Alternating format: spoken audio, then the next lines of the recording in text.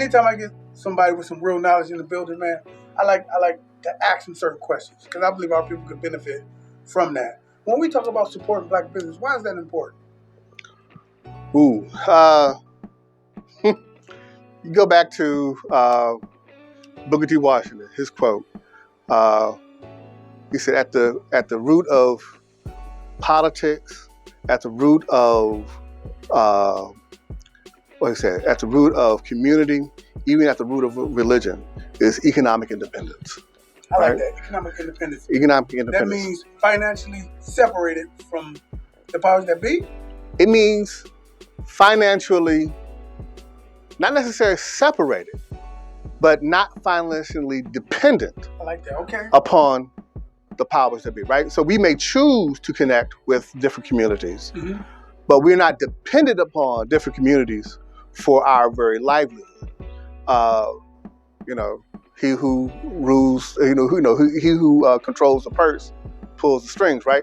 Right. And so having a sense of economic independence becomes essential for political power, essential for economic development in the sense of choosing how does resources come into your community, the priorities that others will place upon, do we put a business here or do we zoning, those kinds of things. Economic independence and supporting a black business is key to essentially being able to live life at its fullest based upon the terms you set for yourself, right? That. When you are beholden to another community, another group, you will always serve their interests first. You dropping science today, bro. Right? So it is the ultimate of white supremacy to have black folks dependent upon or not. It ultimately serves white supremacy for black folks not to be economically dependent, right? And so that's that's I got another question. I'm gonna hit you with a couple way off. They don't even connect. Okay. How is it important to go to college to learn Africana studies, or should we be getting that at home? I went there. Did I go there? You went there. You went there. All right. So now, as an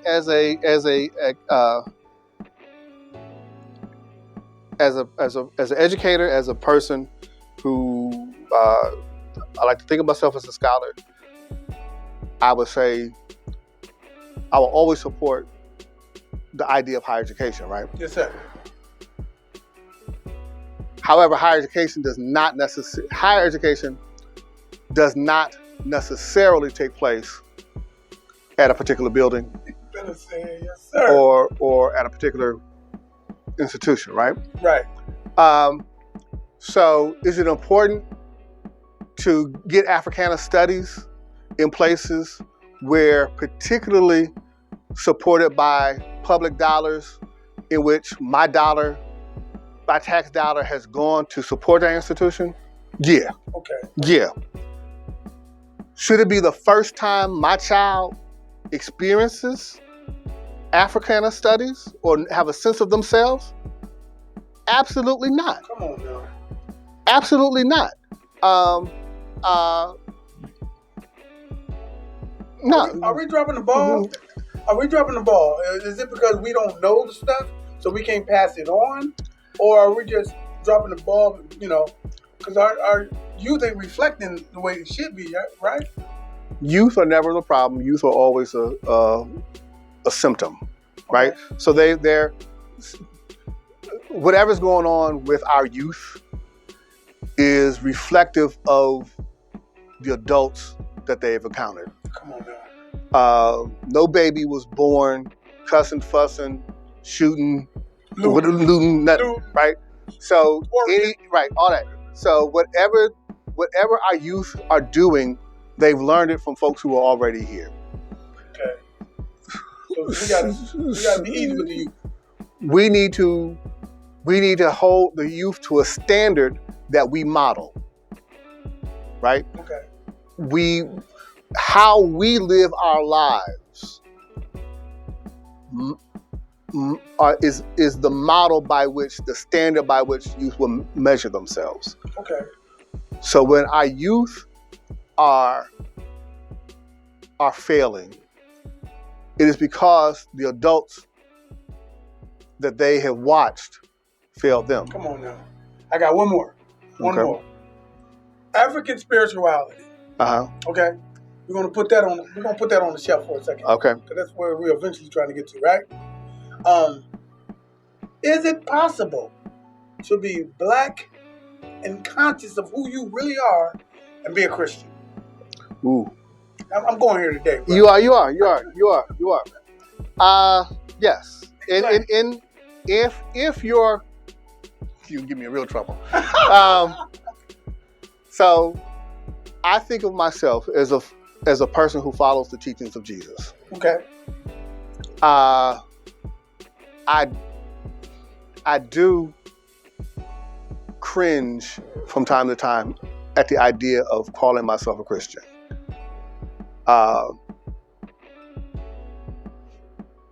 But we're going there today. Yeah, you're going there. But I am unapologetically a person who believes in, follows the teachings of Jesus.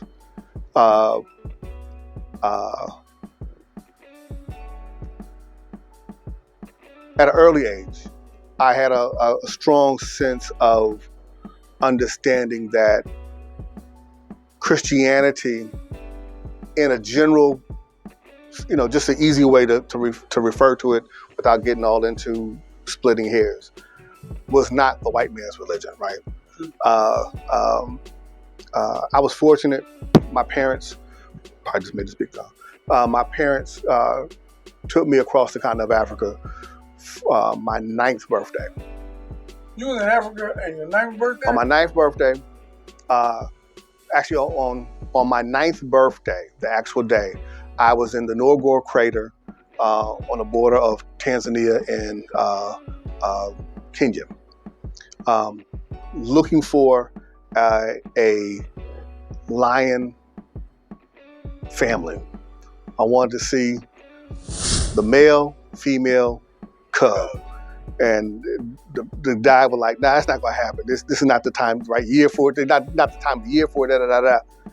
And on my birthday, because I'm a Leo, right. I wanted to see that, and I found it. We got a picture of it. You saw it for real? Saw it for real. Right. But during that trek across East Africa, we started off in West Africa, went across East Africa. I went to Orguai Gorge, which was at the time the oldest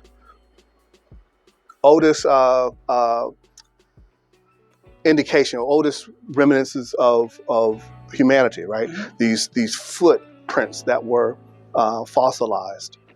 And then we go to Ethiopia, and we go up into those mountains, and we go to the oldest continuous Christian congregation in the world. They've been practicing, right, for better part of at the time, more than 1,500 years. And so out of that church were monks that went north to convert the barbarians. Okay. Right? Yes, sir. So these Ethiopians are going north into Europe to convert them to Christianity out of this church. And having experienced all of that, I'm looking at my mother and father like, then why every time I open up the Bible, Adam and Eve is white? And they're coming from, and then this whole notion that we got Christianity from Europeans, but Europeans got Christianity from these Africans. And flipped it. Right, so the whole notion of, that was for a very early age, separated the notion of one principle in practice, right? I don't care who you are. Most people don't practice the principles perfectly. Is it possible? Is that possible? Is it possible? I don't know. But see, and see that is ultimately, right. Our call is not to be perfect, but to become. A steady condition of becoming. Becoming. You're never going to reach perfection. Never reach perfection on this side. Okay. It is an act of becoming. That is one of the saving graces of the founding of this country, actually. Right? Mm-hmm. It wasn't in order to form a perfect union. It was in order to form a more perfect union, right? So built into it was this act of becoming. One of the reasons why then I'm leery of anybody who suggests somehow or another that we should be done with this by now. We shouldn't have to deal with this. Anybody that would suggest that we have reached something and therefore no longer have to be vigilant and to practice it is somebody I just don't feel comfortable around. Okay. It is the act of becoming. It is the notion of moving towards perfection. Constant elevation, brother. Constant elevation. Yes. And one of the reasons why, even then, that's one. It gets back to why I cringe sometimes at the idea of Christian and religion, because all too often I think we concern ourselves with certain practice and not concern ourselves with how do we become. If you understand the practice as a tool to help you become, that's one thing. But if the practice becomes the thing that you do to justify being, that I know that I'm good because I did that, and as long as I've done that, I've checked that off, I'm good, then that becomes problematic, right? And then we start judging people, well, if they don't do the thing that I do, then they can't be,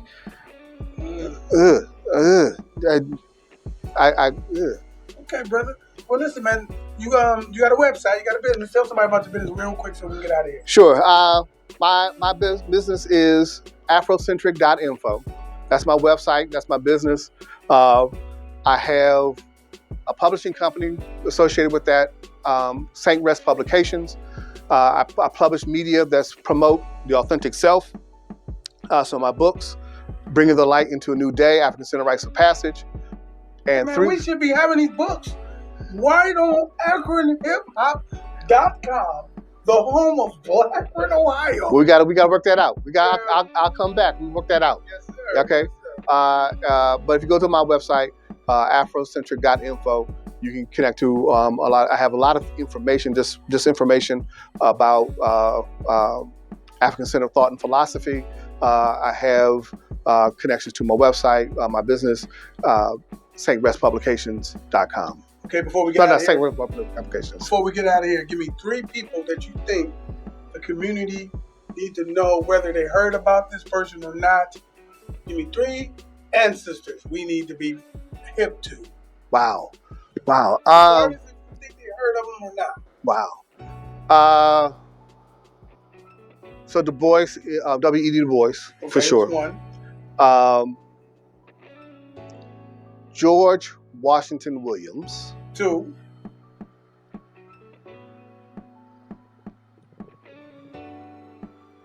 And Martin Delaney. On that note, have some fun and get something done, Doc. Yes, appreciate you. Film me before they kill me. All right.